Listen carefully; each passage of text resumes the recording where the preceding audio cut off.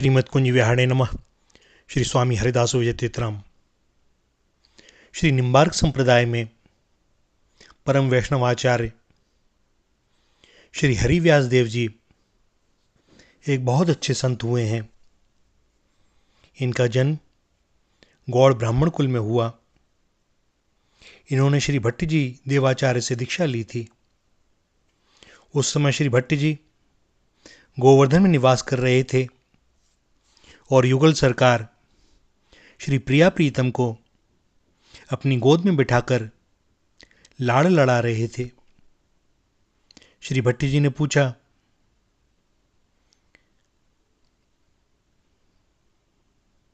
हरिव्यास, हमारे अंग में कौन विराजते हैं? और हरिदास जी बोले, महाराज कोई नहीं। इस पर श्री भट्ट जी ने कहा, अभी तुम शिष्य होने योग्य नहीं हो। अभी 12 वर्ष तक श्री गोवर्धन की परिक्रमा करो। गुरु आज्ञा प्राप्त कर इन्होंने 12 वर्ष तक गोवर्धन की परिक्रमा की। इसके बाद फिर गुरु के समीप आए कि गुरुदेव, अब मुझे दीक्षा दें। और गुरुदेव ने फिर वही प्रश्न किया और उन्होंने भी वही पुराना उत्तर दिया।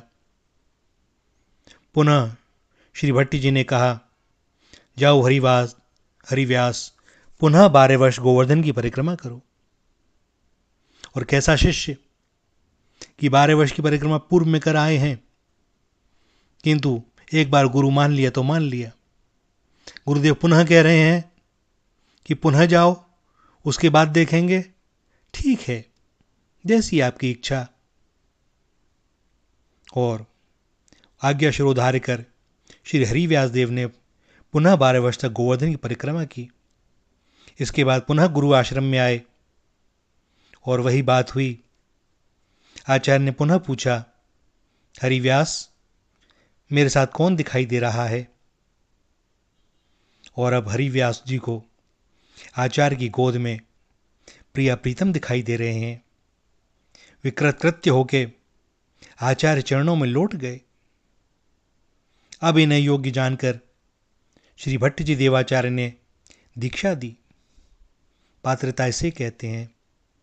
आजकल जो चल रहा है, एक कथा सुनी, कोई प्रवचन सुना, लोगों के मन में श्रद्धा जगी, इन्हें गुरु बनाना है। गुरु जी ने भी नाव देखा न ताव, बोले ठीक, दीक्षा दे दी। भैया, गुरु और शिष्य का संबंध ऐसा नहीं होता। और इसीलिए आज इतने सत्संग कथा प्रवचन सुनाई और दिखाई देते हैं, लेकिन लोगों का आचरण और नैतिक चरित्र का पतन किस सीमा तक हुआ है, हम सभी जानते हैं। भक्तमाल में इनके संबंध में एक वृंतांत का वर्णन है।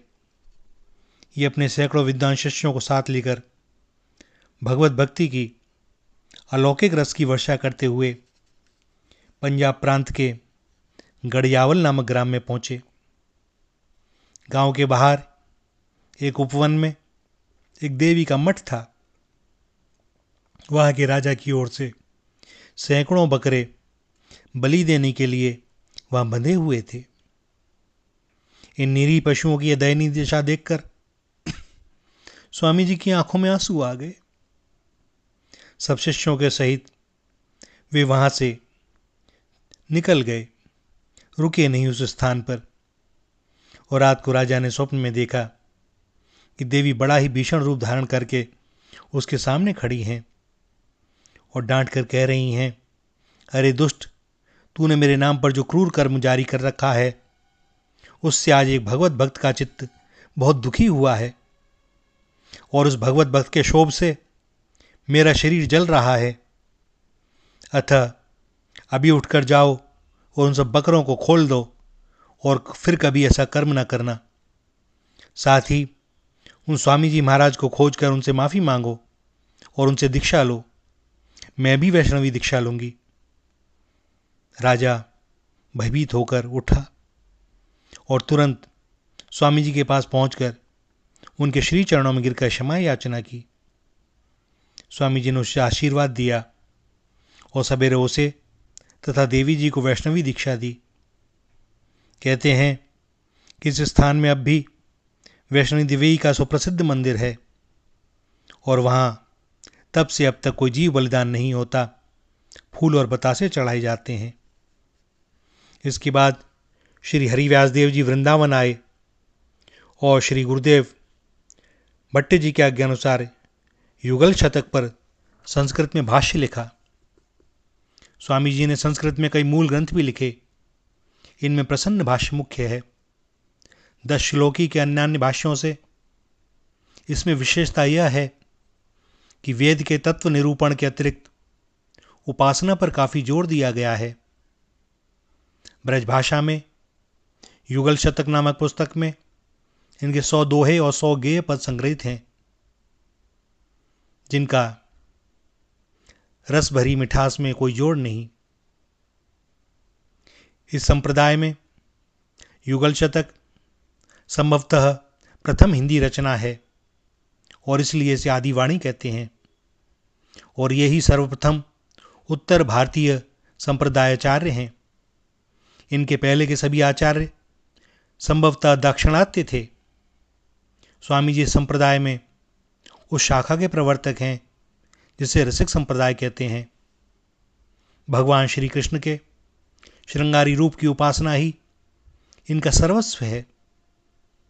श्री हरिव्यास देव जी का इतना प्रभाव हुआ कि श्री निम्बार्क संप्रदाय की इस शाखा के संतों को तब से लोग हरिव्यासी कहने लगे। वैष्णवों के चारों संप्रदाय में इस संप्रदाय के संत आज भी हरिव्यासी ही कहलाते हैं। भैया, हम लोगों को भ्रम में नहीं पड़ना चाहिए। संप्रदाय तो मूलतः 4 ही हैं।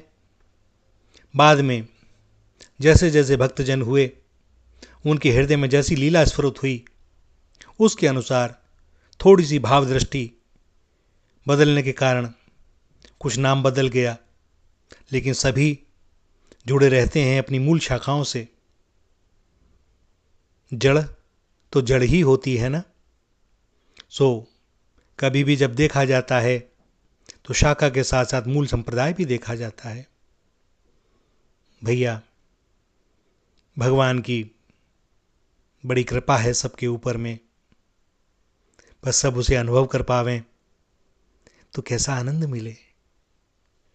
श्री राधा, श्री राधा, श्री राधा।